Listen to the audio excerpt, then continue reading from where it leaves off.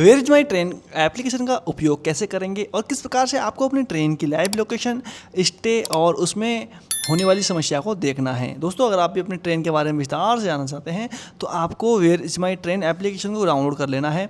आपको play store में जाना होगा या आपको डिस्क्रिप्शन में लिंक दी गई है, जाइए और हैंड टू हैंड इंस्टॉल कीजिए। जैसे ही आप इंस्टॉल करोगे तो आपको देखो ओपन करने का ऑप्शन आ जाएगा। अब यहाँ से बोलेगा कि आपको लोकेशन जाननी है, हम कह देंगे हाँ भैया जाननी है। अगर आप इंग्लिश सुनना चाहते हो तो इंग्लिश का चुनाव करें, वरना हिंदी का ऑप्शन के लिए आप हिंदी के ऑप्शन में क्लिक कर सकते हो। बाकी अपनी लैंग्वेज का आप चुनाव यहाँ से कर सकते हो। तो हम इंग्लिश के साथ जाते हैं, सबमिट के ऑप्शन में क्लिक करेंगे। अब सबसे पहले दोस्तों आ चुका है सामने कि आप कहाँ से कहाँ तक का यात्रा करना चाहते हैं। हम करना चाहते हैं दोस्तों, मान के चलिए अभी हम करेंगे न्यू दिल्ली से कहाँ से करेंगे, हम कानपुर सेंट्रल की यात्रा करते हैं, समझ गए। तो कानपुर सेंट्रल की यात्रा करेंगे, ये गए। तो इसमें बहुत सारी ट्रेन आपके सामने नज़र आ जाएंगी। ख़ास तौर से हमें कल की करनी है, तो कल सुबह की ट्रेन आ जाएगी।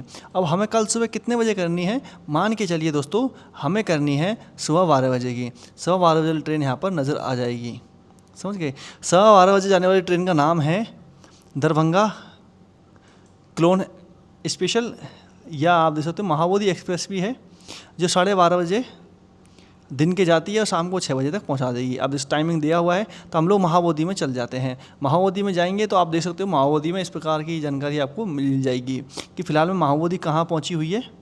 फ़िलहाल में महाबोधि पहुंची हुई है नारायणपुर बाज़ार के पास में।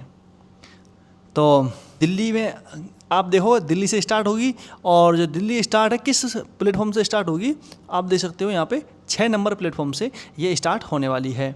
तो ऐसे में अलीगढ़ रुकेगी, उसके बाद सीधी अलीगढ़ पे दूसरे नंबर प्लेटफॉर्म पर रुकेगी, और कानपुर सेंट्रल पर ये 4 नंबर प्लेटफॉर्म पर रुकेगी। तो इस प्रकार से दोस्तों आपको अपने स्टेशन का भी पता कर लेना है।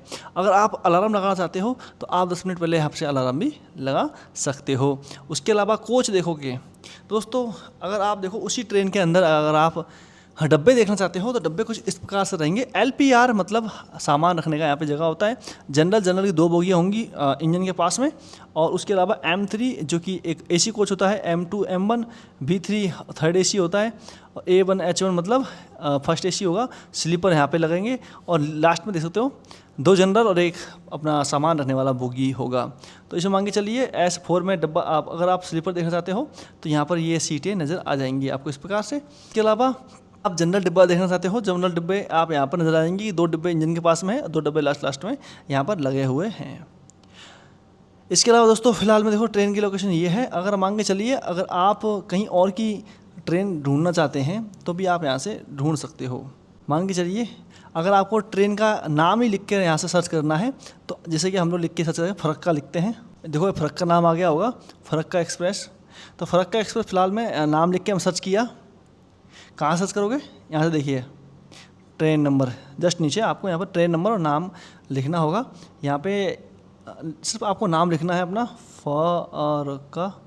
देखो फरक्का एक्सप्रेस यहाँ पे नज़र आ गया होगा, और जो फरक्का एक्सप्रेस है वो इस प्रकार से आपको नज़र आ जाएगा। पहले दिन चलेगा ये बालूरघाट से चलिए और पहुँचेगी ये बठिंडा तक। देख सकते हो बठिंडा जंक्शन इसको पहुँचना है 1 नंबर प्लेटफॉर्म पर, और वही सेम सीन है। तो दोस्तों इस प्रकार से आप लोग फ़िलहाल में where is my train application से पता कर सकते हो। उसके अलावा फ़िलहाल में ये ट्रेन कहाँ पे है, कैसे पता करोगे, ये पता करने के लिए देखो आपको बस ऐसा करके यहाँ पे इसको घुमाना होगा। घुमाते देखो आपको यहाँ पर लोकेशन पता चल जाएगा। ये फ़िलहाल में है शिव नारायणपुर में, समझ गए। इस प्रकार से आपको अपनी ट्रेन की भी जानकारी निकाल लेनी है। अब बस एक बात का ध्यान दीजिएगा दोस्तों, जब आप ट्रेन ढूंढो ना तो अब यहाँ पर आपको डेट का अवश्य ध्यान रखना है, क्योंकि हम लोग ज़्यादातर देखो ऑल डेट का ऑप्शन पे क्लिक कर देते हैं और बहुत सारी ट्रेन यहाँ पर नज़र आ जाएंगी।